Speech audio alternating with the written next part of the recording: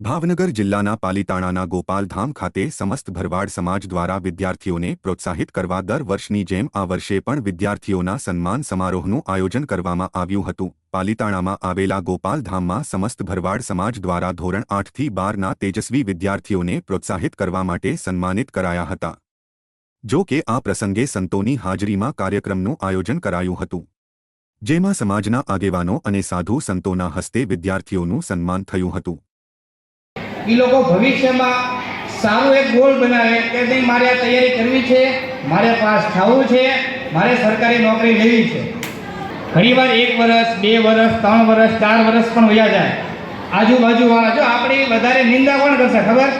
આપણો હગો જ કરશે, આપણો પાડોશી કરશે, આપણો સમાજ કરશે, આપણો કુટુંબવાળો કરશે। ભાઈ શું કરે છો, આ કઈ વસ્તુ ખાઈ લે।